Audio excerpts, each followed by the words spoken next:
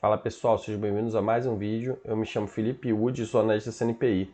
No vídeo de hoje nós vamos falar sobre a apresentação institucional da Tegma, tá? Uma empresa aí pouquíssimo falada, mais uma small cap aí, do setor de logística, rodoviário, então faz transporte aí de veículos, transporte de peças, né? Veículos novos, veículos usados em toda a rede nacional, tá? Tem uma distribuição de logística bastante forte, mas é uma empresa que desde a abertura de capital lá atrás, em 2007, mais ou menos, né? Deixa eu ver aqui a data exata. Próximo de 2007, abriu com preço esticado e a cotação lateralizando, caindo em momentos de crise, depende muito da economia do país também.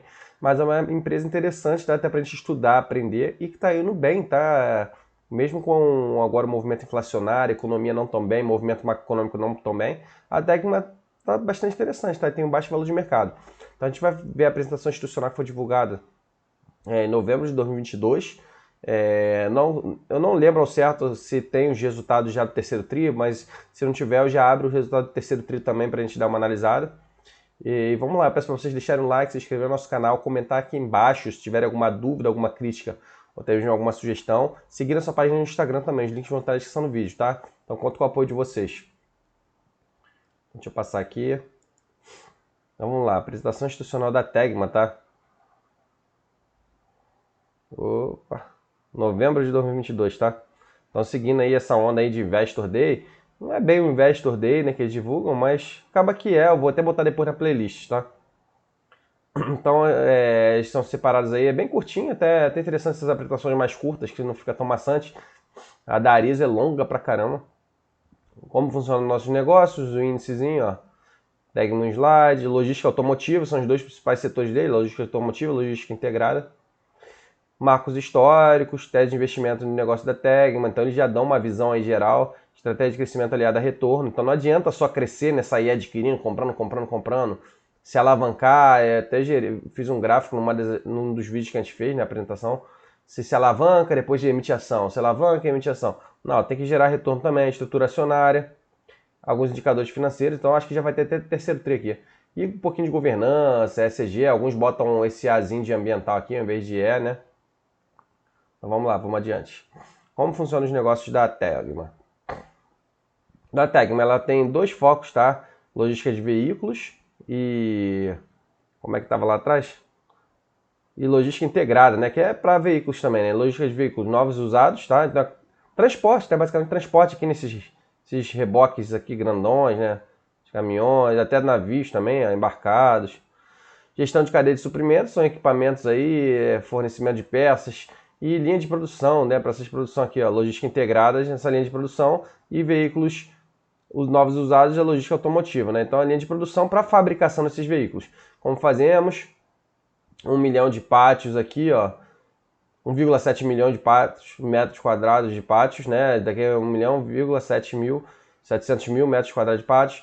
Frota de 1,4 mil caminhões cegonhas, né? 93% terceirizados, né? Onde atuamos 21 bases operacionais em 11 estados brasileiros. Então a gente vê que ela é distribuída em todo o Brasil. Atuação em todo o território nacional e América Latina também, tá? Para quem? Montadoras, locadoras, concessionárias, empresas do segmento Home Personal Care, né? Que é produtos de higiene pessoal e doméstica, e produtores de vidros e outros, né? Então, não só para locadoras, concessionárias de veículos, né? Mas ela opera aí num segmento que está em constante ascensão, né? A gente já falou da Vamos aqui, da Localiza, da Movida, então tu vê que eles também têm uma sinergia aí nesse setor. Falando aqui um pouquinho de logística automotiva, aí o pátio aí. Logística automotiva inerentemente complexa, né? Logística de veículo envolve complexidade do produto e proveniente da granularidade do destino num país continental. Realmente, o Brasil é enorme, aliado à necessidade de entrega em curto espaço de tempo, tá? Então, eles têm a distribuição extremamente fragmentada, necessidade de entrega em pouco tempo, produto sem embalagem, né? Porque não pode ter avaria, e produto de alto valor, né? E aí, quais são os principais problemas e soluções que a Tegma oferece, tá? Entre a origem e destino, né? Montadoras, fabricam o veículo, né? Tem o risco de avaria, então eles não querem ficar com esse risco, né? O risco fica com a Tegma, mas eles têm um treinamento intensivo, ó, Como achar um veículo com até 14 mil, como achar um veículo em pátios com até 14 mil veículos, né? Um problema para as montadoras também, né? Isso daí implica em maior velocidade de venda, maior eficiência, como inspecionar com agilidade todos os veículos que entram e saem dos pátios. Então eles têm aqui um sistema de gestão de pátios, relatório de inspeção digital através de celular, restrição de entrada em cidades, restrição de percorrer rodovias de mão única, somente à noite, restrição de alturas. Eles têm um sistema proprietário de consolidação e roteirização eletrônica de carga, né? E aí eles levam das montadoras, né, até o destino final, que são as concessionárias, né? Logística automotiva, falando mais um pouquinho, logística complexa, né? Exemplo, 5 mil quilômetros, 17 dias de viagem, né? Hidroviário, rodoviário, né?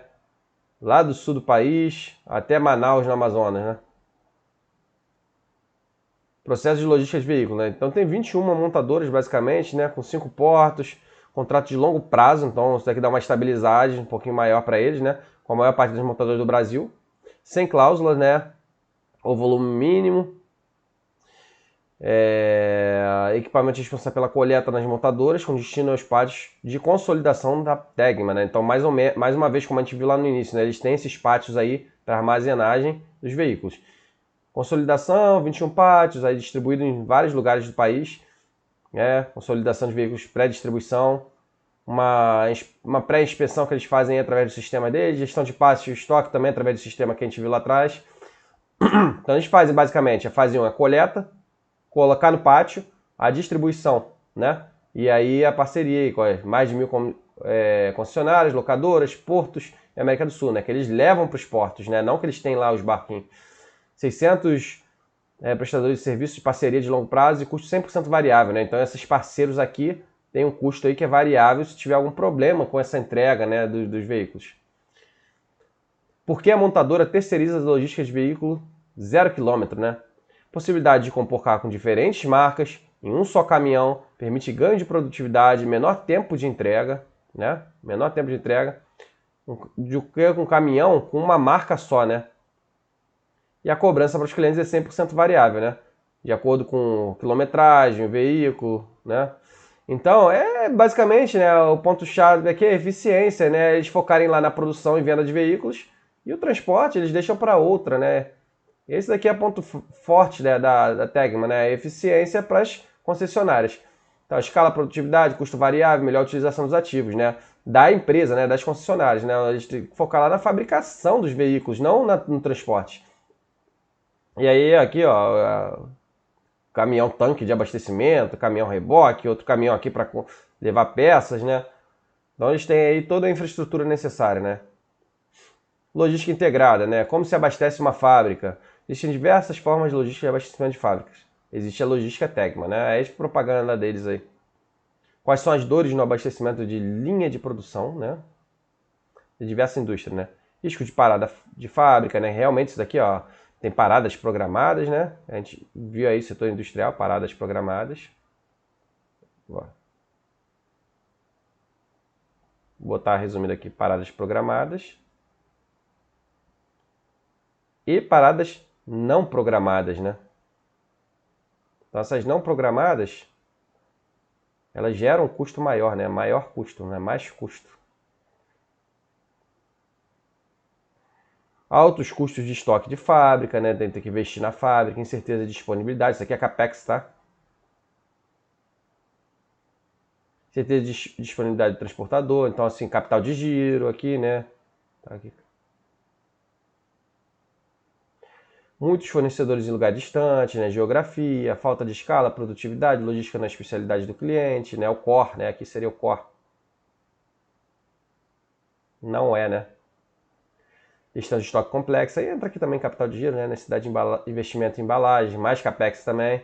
Né? Então, dos fornecedores para a fábrica tem esse caminho aí que implica, né, um caminho no destino que pode desvirtuar o processo aí da empresa. Né?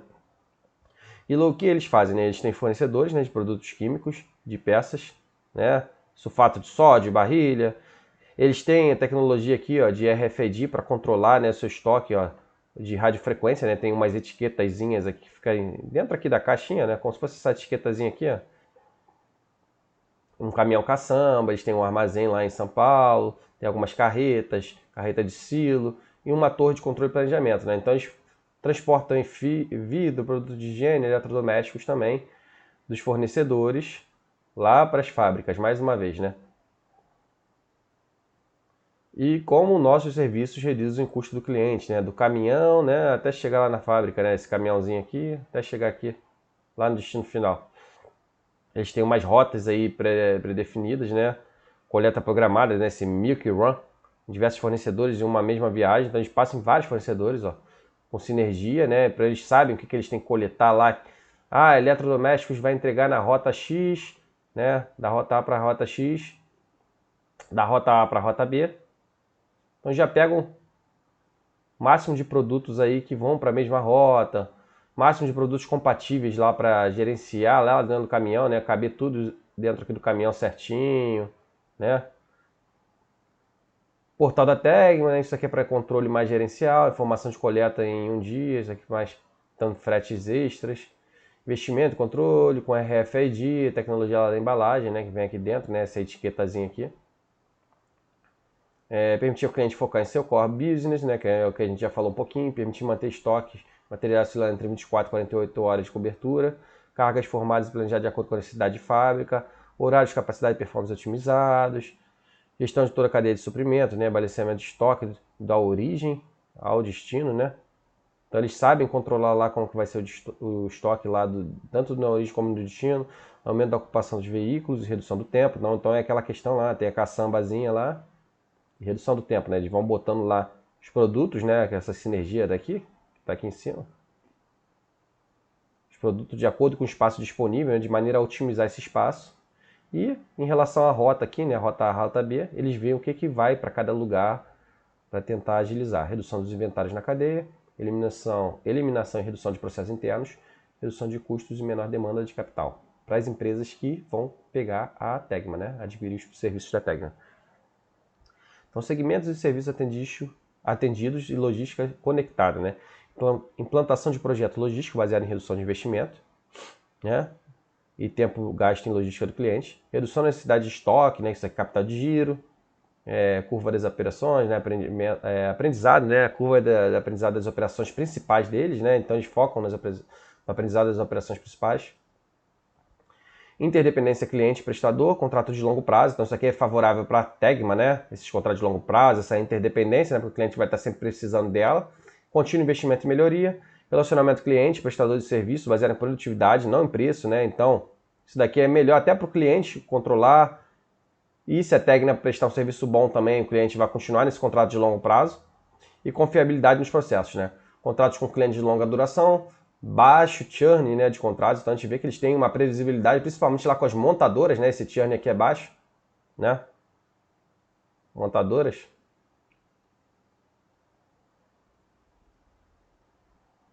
Aqui ó, churn e evasão de clientes, tá, para quem não sabe o que é. Retorno sobre capital investido, né, então ó, custo médio ponderado de capital, mais um spread, tá, que eles têm em cima desse WSCC aí. Então é semelhante até lá o vídeo que a gente fez da Localiza, da Movida, né, que tem um spread em cima desse custo de capital. E Auto Cross Sell Ratio, né, que seria uma prestação de vários serviços para o mesmo cliente, né? Então eles vão agregando aí esses serviços para o mesmo cliente para conseguir captar mais receita. Visão geral da Tegma, né? Então alguns marcos históricos, né? Expansão e consolidação entre 69 e 2006, né? Então a gente vê que demora um pouquinho nessa consolidação, né? Mais de 30 anos aí.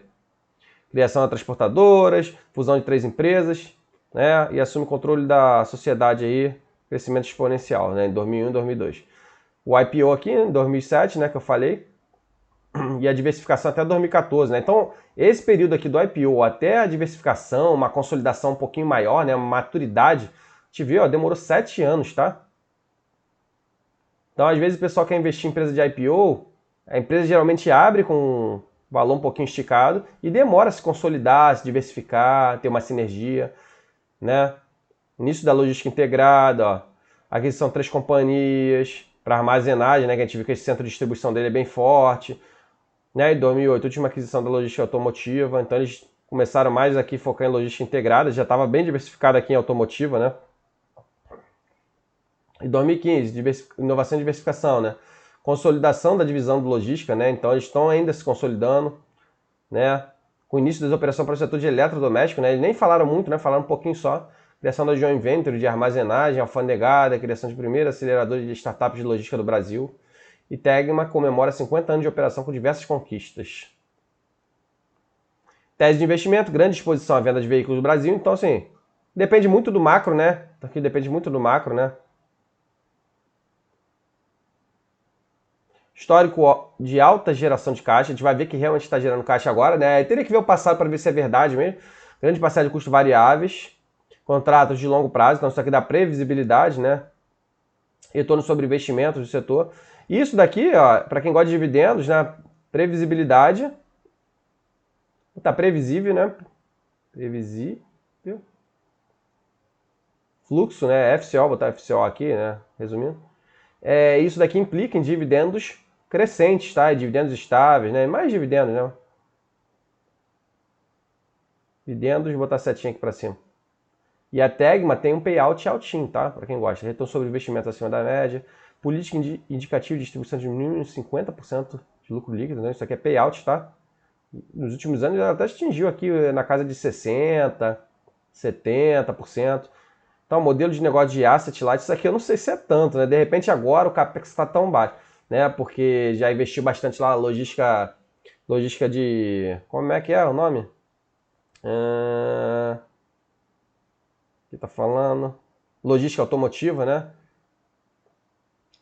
Então aqui eles começaram a focar mais na parte de armazenagem, né? De repente esses pátios, né? Joint venture, né? Eles armazenagem aduaneira geral para os bens de consumo, mas aqui na verdade não é dos pátios não, né? Armazenagem desses produtos aí integrados agora, né? Consumo, fármacos, home care, veículos importados também.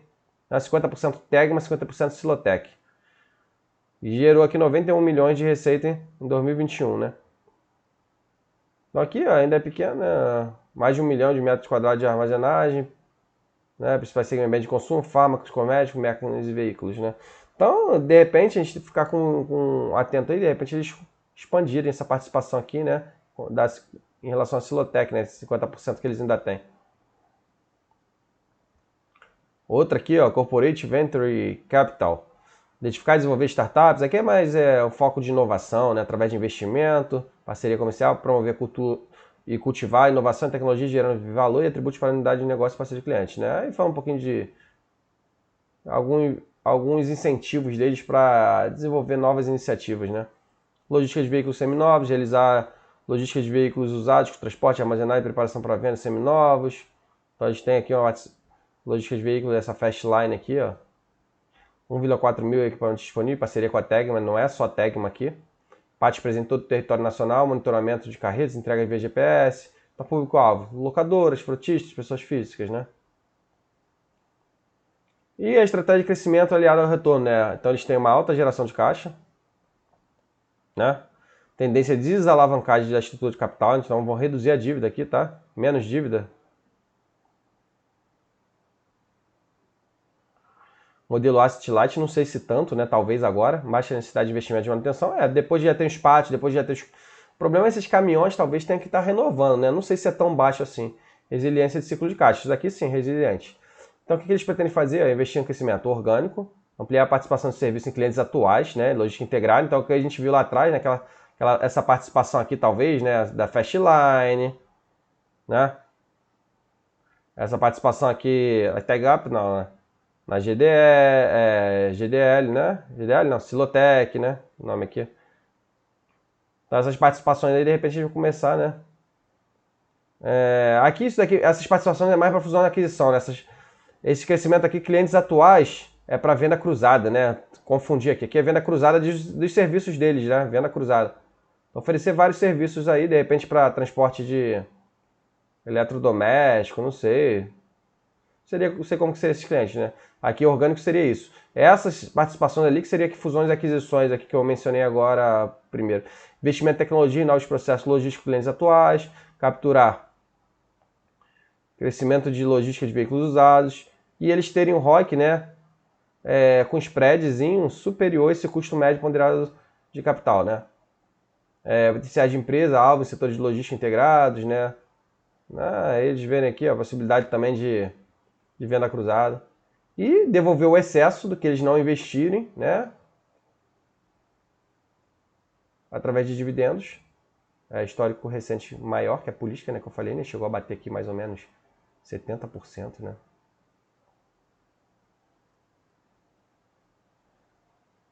Média de distribuição do lucro líquido e de yield maior que as médias do setor, né?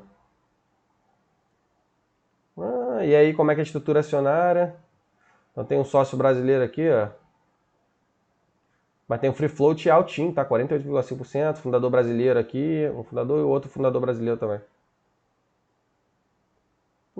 Alguns CEOs, indicadores operacionais e financeiros, né? Aqui não tem 2022, né? A gente vê que a quantidade de veículos transportados caíram recentemente, tá? Ó.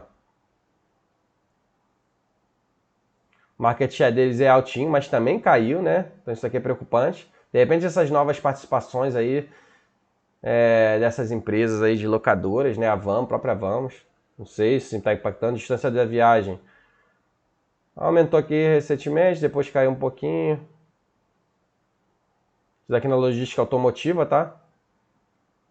Na integrada eles nem botaram aqui o market share, né? A gente vê que caiu um pouquinho, né, na integrada, né? Toneladas armazenadas, toneladas transportadas e quantidade de viagem. Isso aqui 2020, 2021, né? Teria que ver 2022. Divisão logística, então a gente vê que a empresa gera, né? EBIT, gera caixa, tá? Mas as margens não são tão altas assim. EBIT até um pouquinho mais. A gente vê que caiu, né? Recentemente aí da 2019 para 2020 tudo bem, né? Porque pandemia, né? Mas assim, como tá tendo inflação, Selic alto, de repente está impactando muito aqui também. Impactou muito aqui 2021, tem que ver 2022 depois, né? Divisão de logística integrada, aquela automotiva. Receita também caiu. Ó. Isso aqui é um setor que eles estavam querendo crescer, né? EBITDA caiu um pouquinho. 2021 que veio um pouquinho mais forte, né? 2020 que veio mais forte, né? De repente por conta de e-commerce, talvez. Que é a mesma coisa no EBITDA ajustado. E no consolidado, a gente vê que deu até uma estagnada aqui 2020, 2021, as margens, né? O EBITDA também. Receita também mais ou menos em linha, né? Mas a margem líquida melhorou porque a gente vai ver depois, eles têm mais caixa do que dívida, tá? Então o capex deles, ó, 15% mais ou menos da receita em caminhões, terrenos e benfeitorias. Não é um capex... Cadê o capex? Até o capex aqui em relação à receita. Quanto que tá a receita aqui? Que deu em 2021? 1 bi, né? Capex de 29 milhões não é alto não. Tranquilo, né? Então parece que, a princípio, parece que o capex deles não é tão pesado não. O ciclo de caixa deles aqui, ó, a média 30, 35, 40 dias, né? Para prazo médio de recebimento, tá? Que é a conta a receber. E prazo médio de pagamento, tá? Que é prazo médio de pagamento, que é de fornecedores e de clientes, tá? Um ciclo de caixa aí tranquilo, né? O mobilizado dele, 200 milhões, mais ou menos. Não tem tanto mobilizado também, né? Terrenos, edifício e veículo. A gente vê aqui o ROI, desconsiderando créditos tributários temporâneos, né? Um ROIC de 16% e um ROIC de 18%. Capital de giro de 12% a 14% da receita bruta anual. E um fluxo de caixa livre que ficou negativo, né, em 2021, mas isso aqui depende muito do investimento, do estoque, capital de giro e tal, mas a gente vê que a tendência é eles terem fluxo de caixa positivo, né? Por mais lá que o EBIT já tenha ficado estacionado, de repente esse CAPEX aqui não tão pesado, facilita esse fluxo de caixa aqui crescer. Mas em 2021 parece que veio negativo, vai ter que entender o porquê. Então a gente vê aqui que payout, é o que eu te falado, 2021 ficou 71%, 2020 63%, até 2018 60%, 2019 que ficou um pouquinho mais baixo, 43%. Mesmo assim, né, uma empresa forte para dividendo, né? O yield dele não tão forte, né? Mais 5,7%. E aqui os valores, né? Ó, a dívida aqui, ó, caixa, mais caixa do que dívida, isso aqui em 2021, né? E basicamente de longo prazo, né? Agora deve estar pesando um pouquinho, né? CDI alto. E falando aqui de social, ambiental, né? Emissões, consumo de combustível, mudança climática, né? Eles têm que focar nisso aí mesmo, relacionamento de gestão de caminhoneiros, pessoal que é o público-alvo, né? Os motoristas, gestão de pessoas, saúde, segurança, governança corporativa, relacionamento com comunidade, desenvolvimento tecnológico e inovação. Aí fazendo alguns investimentos aí para melhorar, né? Os caminhões, ter mais eficiência climática e energética, relacionamento com os caminhoneiros um pouquinho melhor. Aí é focado nesse treinamento aqui, ó, Forte Mais, né? Até porque isso aqui facilita a eficiência deles também na entrega, né? Por conta da produtividade, né? Ó, acompanhamento de acidentes, comunicação, isso daqui impacta bastante, tá? No ponto de vista do negócio da empresa, tá? Tem até umas cláusulas aqui, ó, na contratação de caminhoneiros terceiros também. Gestão de pessoas, saúde, segurança, relacionamento com comunidades. Então, basicamente é isso aí, tá, pessoal? É uma empresa interessante, tá? Deixa eu ver aqui se eu consigo achar aqui os números do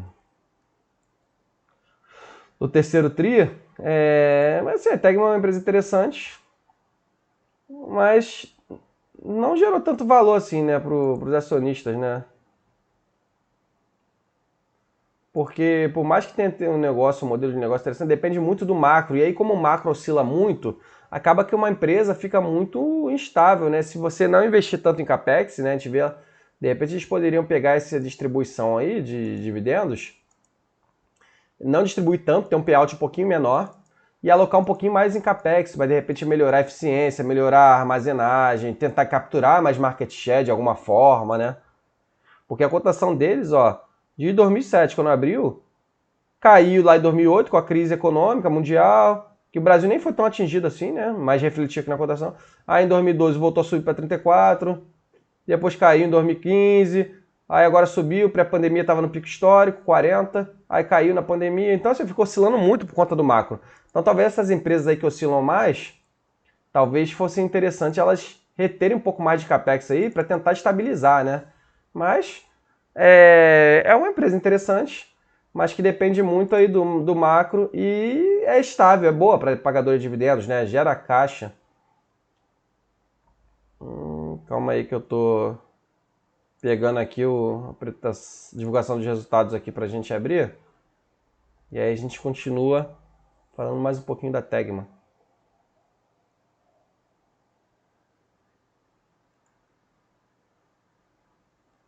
Então voltando aqui para a tela, tá? Divulgação do resultado do terceiro TRI. Então volume de veículos, ó, voltou a crescer, né? Mesmo aí com inflação. Market share deles também parece que voltou a crescer, né? A forte recuperação do mercado, os principais clientes da divisão automotiva. Então talvez aqui, ó, os semicondutores, né? Crise dos semicondutores tem afetado um pouquinho, né, essa indústria aí também, né?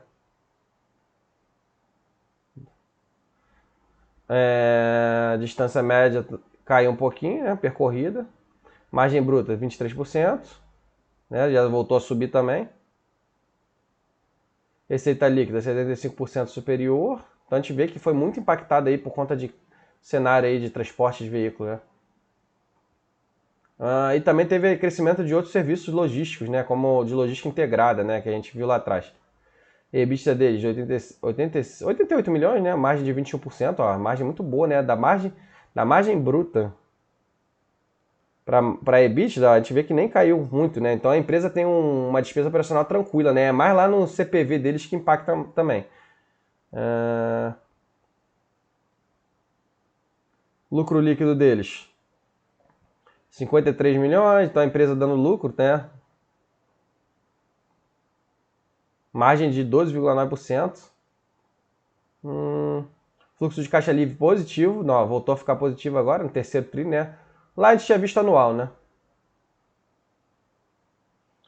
Ó, retorno sobre capital investido 21,8%, né? E um caixa líquido de 70 milhões, né? Aumento da posição do caixa devido à geração operacional. Vou descer aqui. Então aqui tem uma DRE até resumidazinha. Nos 9 meses, ó. Cadê? 9 meses. Ó, 961 milhões contra 700 de receita. Margem bruta subiu quase 2 pontos percentuais. Um EBITDA ajustado de 172 contra 116, né? Margem EBITDA também subiu. E a empresa dando lucrinho, ó. Então a empresa que tem um valor de mercado, se a gente analisar aqui, sei lá, analisar para uns, esse EBITDA daqui para uns 250, né? Vamos botar aí 250 milhões. Ela tem um valor de mercado hoje de 1,338 bi, né? Estaria cerca de... deixa eu fazer uma conta aqui, né?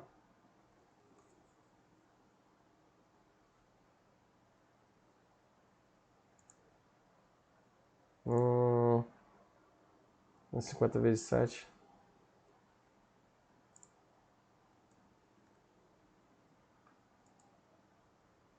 $250. Cerca de 5,5 vezes aqui o valor de mercado, né? O EBITDA, né?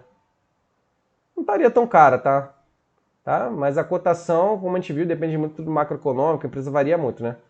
O fluxo de caixa livre positivo, a empresa gera caixa mesmo, sobra caixa, né? Ó, tanto nesse ano quanto no ano passado. Ó, o capex baixinho, até aumentou um pouquinho, né, nesses 9 meses. Não, mesmo padrão, ó. 25 milhões só. Market share deles deu uma leve subidinha, ó. A gente, ó, ano passado. Aí falando de dividendo novamente, né? Cenário automotivo. Ó, o número de vendas está embaixo, tá?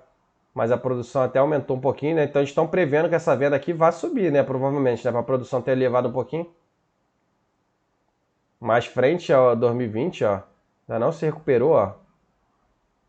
Nem a produção nem a venda, né? Aí falando de podcast, mercado automotivo, mais uma vez, né? A gente vê que o mercado automotivo, quantidade de veículos vendidos no mercado doméstico, ó. Parece que no 2022, ó, bem pequenininho, né? No outubro, novembro, dezembro, ó. Venda de veículos comerciais, venda de veículos domésticos, exportação. A gente vê que doméstico está inferior ano passado, tá? Mas a exportação aumentou um pouquinho.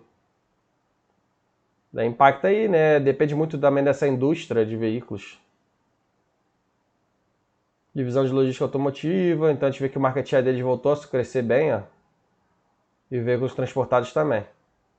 Mas ainda está abaixo aqui, ó, da 2020 na pandemia, né? Quarto tri. A receita bruta deles, por outro lado, cresceu, então eles conseguiram repassar aí o preço, né, para os clientes que eles têm. Então isso é interessante, né? Porque eles têm uma estabilidade nos seus contratos. Não é qualquer montador que vai trocar a empresa que faz esse transporte. Logística integrada, que está andando meio fraco ainda, até mais superior aqui aos patamares aqui, não de 2020 ainda, tá? Mais superior aos outros trimestres, tá? Então eu vou dar uma melhoradinha na receita bruta. Margem deles, margem oscilando bastante. Daqui de repente depende muito também do setor da economia, né? Inflação impactando, Selic e tal. EBITDA é meio fraco, né? Receita bruta consolidada, aí sim, né? A gente vê que no consolidado eles conseguiram ter um pico interessante aqui, né? Frente até 2020. Teria que ver pré-pandemia também, né? Margem EBITDA cresceu também consideravelmente, ó. A gente vê a receita financeira bem tranquila, resultado financeiro. Até ficou levemente aqui negativo, mas praticamente nulo, tá? 400 mil negativo, ó. No ano passado tinha ficado até pior. Empresa dando um lucrinho, 16 milhões, 9 meses. E o EBIT deles, 25 milhões. Engraçado, eu tinha visto lá que 250 milhões era o EBITDA, né? Era o EBITDA, mais ou menos que eu arredondei, né? Então o EBITDA fica um pouquinho bem maior, né, que o... Aqui eles estão dando EBIT.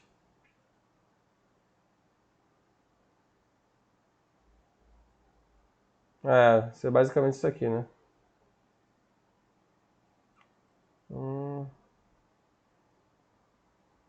Aqui também tem uma equivalência patrimonialzinha. Enfim, vamos lá. Olha o capex deles, ó. A gente vê que é bem tranquilo, tá? Basicamente aquisição de equipamentos, né? Mas também tem TI, né? Um pouquinho de TI. E manutenção e benfeitorias, né? A gente vê aqui, ó, 24,7, um pouquinho maior que ano passado. Ciclo de caixa tranquilo, fluxo de caixa livre, positivo. Então aqui é sazonal também, né? Esse negativo aqui, né? Por conta de capital de giro, esse prazo médio de pagamento, de recebimento. A alavancagem deles bem tranquila também. A gente vê que a dívida deles até reduziu aí num momento bom, né? Por conta da alta de juros, né? Dívida baixinha aqui. Aqui é dinheiro em caixa, né? Eles reduziram o dinheiro em caixa. Aqui, mas a dívida também eles reduziram. E aí, mais caixa do que dívida, né? Bem tranquilo nessa questão aqui também. Caixa, cronograma de amortização. A gente já viu tudo isso basicamente, né? Retorno sobre capital. Acho que basicamente é isso, né? Deixa eu ver aqui se tem um pouquinho da demonstração de fluxo de caixa. Não, aqui eles não dão, não. Então, pessoal, ficou até extensa, né? Falei que a apresentação deles era curtinha, mas ficou até extenso esse vídeo sobre a Tegma também. É um negócio interessante. Eu acho que tem outras opções melhores, tá? Mas é uma opção interessante, né? Principalmente para quem foca em dividendo, tá? Eu acho que é uma boa pedida. Eu só acho que ela poderia, de repente, investir um pouquinho mais em capex, de repente, para ampliar market share, principalmente no setor de logística integrada, que eles estão querendo capturar mais market share, vendas cruzadas, enfim. É uma empresa interessante, tá? Mas depende muito do macro também. Pessoal, espero que eu possa ter contribuído de alguma forma com vocês. Peço para vocês deixarem seu like aí, se inscrever no nosso canal e seguir nossa página no Instagram, tá? Os links vão estar na descrição do vídeo. Valeu, forte abraço!